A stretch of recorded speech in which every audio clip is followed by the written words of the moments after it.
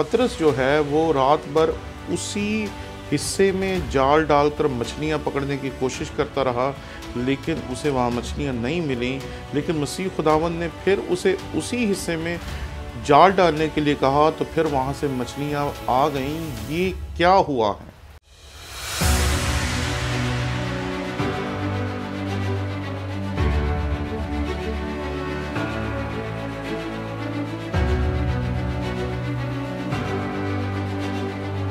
हमने आपके शौक़ की कदर करते हुए एक नया YouTube चैनल शुरू किया जिसका नाम है टोनी विलियम ऑफिशियल। इस पे हमने कोशिश की कि अपने तमाम कोर्सेज जो पिछले 15 साल में हम पढ़ाते रहे हैं वो डाल सकें, ताकि आप उससे बेहतर तौर पर सीख सकें। इसलिए आप जल्दी से जल्दी इस चैनल को जाकर सब्सक्राइब करें। जब इसके 1000 सब्सक्राइबर्स पूरे हो जाएंगे, हम उसी दिन से इस पे अपने कोर्सेज डालना शुरू कर देंगे। इसलिए जल्दी करें ताकि हमारा टारगेट अचीव हो और हम इस पे अपने मटेरियल को डालना शुरू कर सकें।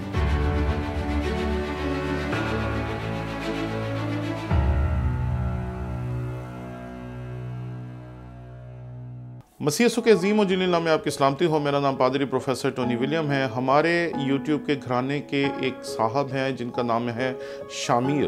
उन्होंने मुझसे ये सवाल किया कि पतरस जो है वो रात भर उसी हिस्से में जाल डालकर मछलियां पकड़ने की कोशिश करता रहा, लेकिन उसे वहाँ मछलियां नहीं मिली। लेकिन मसीह खुदावंद ने फिर उसे उसी हिस्से में जाल डालने के लिए कहा, तो फिर वहाँ से मछलियां आ गईं। ये क्या हुआ है? मछलियां कहाँ से आईं? ये सवाल बड़ा दिलचस्प है। मैं अक्सर कहता हूँ कि मखलूक की ये औकात नहीं कि वो खालिक से सवाल करे, और ना ही मखलूक की ये औकात है कि वो खालिक पे एतराज़ करे। लेकिन यहाँ मैं ज़िक्र करना चाहता हूँ एक अपनी काविश का आपके सामने, जो सन 2014 में हमने की। सन 2014 में एक बहुत खूबसूरत फिल्म आई मसीह यीशु की ज़िंदगी पे, सन ऑफ गॉड, जिसको 2014 में हमने डब करवाया था। अगर आप उस फिल्म को देखें तो उसके बीच में एक सीन है जो मुझे बहुत पसंद है। उस सीन में मसीह खुदावंद जब पतरस को कहते हैं कि इस तरफ जाल डालो, तो जाल डालने का इशारा करने से पहले मसीह खुदावंद पानी में हाथ डालते हैं और वो पानी के बीच में अपने हाथ को हिलाते हैं। मैं जब वो मंज़र देख रहा था तो मैं ये सोच रहा था कि मसीह खुदावंद जो इस कायनात का खालिक है, वो उस वक़्त या तो मछलियों को बुला रहा था या मछलियों को बना रहा था।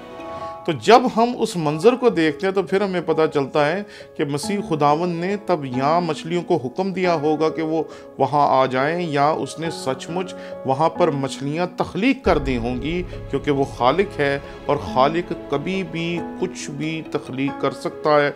हमारी औकात नहीं कि हम उसे रोक सकें या उसे कह सकें कि तूने इस वक्त ये काम क्यों किया। यहाँ इस हकीकत को याद रखें कि मुझे नहीं मालूम कि मसीह यीशु ने जब उसे जाल डालने के लिए कहा तो उसने मछलियों को बनाया या मछलियों को बुलाया।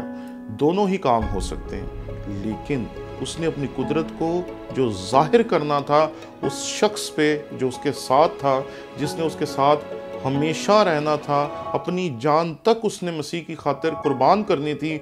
मसीह खुदावंद ने जब उसे बुलाना था तो उसे बुलाने के लिए ये मौजज़ा दिखाना बहुत ज़रूरी था, ताकि उसका ईमान मसीह खुदावंद पे मजबूत हो सके। क्योंकि वो मछेरा था, उसे पता था मछलियाँ कहाँ हैं और कहाँ नहीं, और उसे वहीं से मछलियाँ मिल गईं जहाँ वो सारी रात तलाश करता रहा। इसलिए ये मौजज़ा मुझे आपको समझ आए या ना आए, लेकिन ये किसी मछेरे को बड़ा ज़बरदस्त समझ आएगा कि वो वहाँ मछलियाँ तलाश कर रहा था जहाँ होनी चाहिए थी, और वो नहीं पकड़ पाया। लेकिन जब नहीं पकड़ पाया तो फिर मसीह खुदावंद ने जब हुक्म दिया तो फिर वहाँ से उसे मछलियाँ इतनी तादाद में मिली कि उसे उन्हें संभालना मुश्किल हो गया था।